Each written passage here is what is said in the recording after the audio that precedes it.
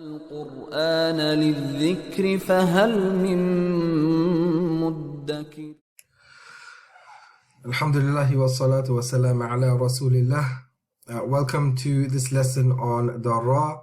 The Ra is a letter which has many different rules to it. So it's very important to understand the many conditions of the Ra. Of course, the Ra has many sifat as well. So this is a letter that needs to be practiced a lot in all of its different conditions. So one of the conditions of the Ra that we are looking at right now is in regards to the tafkhim and the tarqiq, which means that tafkhim means heavy, as you can see on top here, and also tarqiq means light. So the letter is quite complex with a number of rules which are covered below. So the general rule here, the Ra will be read with tarqiq except in the following cases. So the Ra will be read with tarqiq except in the following cases. Number one, the Ra has a fatha or fathatain or dhamma or dhammatain on it. Okay. Number two, the Ra with a sakin which is preceded by a fatha or dhamma. So the first one is that the Ra itself has a fatha, dhamma, kasra, or fathatain or dhamma, not kasra, fatha, fathatain, dhamma, dhammatain. And number two is that the Ra has a sakin on it, but before that, the letter before that either has a fatha or a dhamma. If it has a kasra before it, then it's with tarqiq. Number three, the Ra which comes at a stopping point, which is preceded by a sakin, and that sakin is preceded by a fatha or a dhamma. Now don't worry, all of these will be covered. Right now we're just giving the different categories. So with number three, what happens is that the Ra is a presented sakin normally, so it comes at the end of ayah, because two sakins can't meet. So the Ra comes at the end of the ayah, or the stopping point, or you run out of breath and you stop on it. Before that is a sakin, and before that sakin letter, there is a fatha or a dhamma. And again, this will be explained later. Number four, the Ra with a sakin which is preceded by a kasra, but is followed by a tafkhim letter.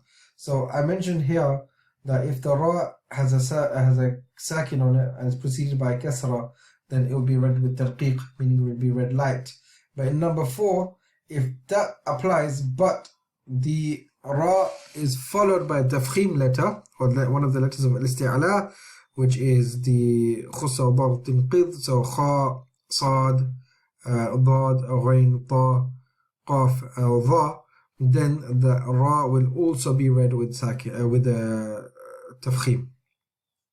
Number five, the Ra which is preceded by Hamza Wasl and any haraka before it. So the Hamza Wasl is a special case, a special Hamza, which you should know about. We're going to cover it in part 2 of Tajweed course again, but you should know about it.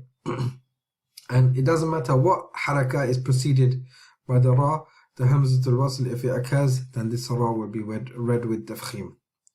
So again, we will give example of these on the next page. You must watch these videos for clarification. Now, the easiest of this is number one. So number one has been given here. So we can see that these Ra are in all of the states as provided. So this is the kasra, this tanween. Khayrun, amran, daraba, rujjat. All of these are pronounced with tafkhim. Very, very easy.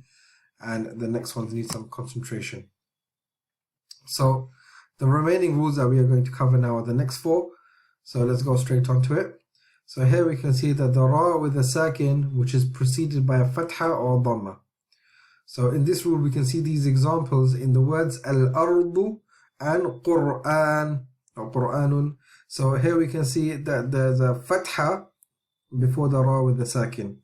Here we can see there's a dhamma before the Ra with the sakin. So both of these Ra will be read with tafkhim. Al-ardu Qur'anun. So you won't say al-ardu, you won't say Qur'anun. No, you'll say al-ardu or Qur'anun. So we can see that the preceded letter, so when it's a Ra has a sakin, you must always look at what comes before it. And then you'll be able to know whether this is read with tafkhim or tarqiq. The next rule is when we are stopping on a particular word. So here Wal-Fajr is the first ayah of Surah Al-Fajr, and Khusr is the ayah which is in Surah Al-Asr, second ayah, end of the second ayah. So both of these ra come at the end of the ayah. So we will not, because it's a percentage sukoon, we know when the percentage sukoon happens, that means that the whatever letter is on the ra is dropped, and this turns into a sakin. So before the ra is a sakin. Before the ra is a sakin.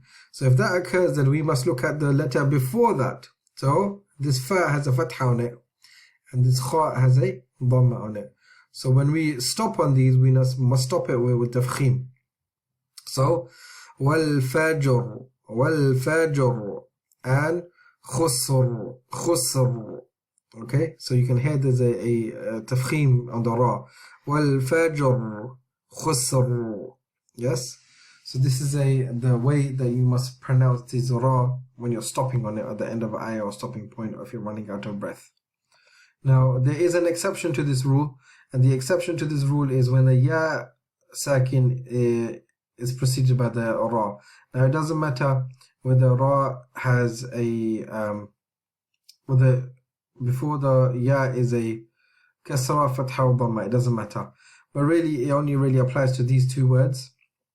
In the case that it would normally be read with tafkhim, these letters, they won't be read khayr or dayr, they'll be read khayr or dayr.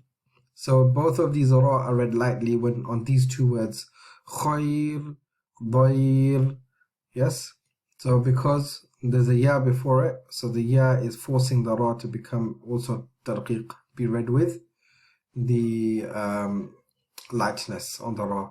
So if there is no ya before the ra, which has a sakin, then it will be read with tafkhim. But if there is a ya with a sakin and before that is any harakah, then this ra will also be read with tarqiq. So tafkhim here and tarqiq here, heavy here, light here. And the last sorry, not the last one, the second last one is the ra which is sakin, which is preceded by kasra but followed by tafkhim letter, and these two words are perfect examples of that. The ra preceded by kasra will normally be read with tarqiq. It will normally be mir or qir, so normally light. But because there's a isti'la letter afterwards, tafkhim letter afterwards, then it forces the ra to become also the tafkhim. So we won't say mir sada or qir tasin, we'll say mir sada or qir tasin, mir sada. So this or isti'la letter forces the ra to become also tafkhim. So these two cases are presented, and there are some others in the Quran as well. And the final one, which is the ra which is preceded by Hamza Wasl. So the ra which is preceded by Hamza Wasl, it does not matter which harakah is before it. So if we're starting with Hamza Wasl, of course the Hamza takes a kasra. And if they were joining the Hamza Wasl, then we have to look at the letter before the Hamza Wasl and join it onto there.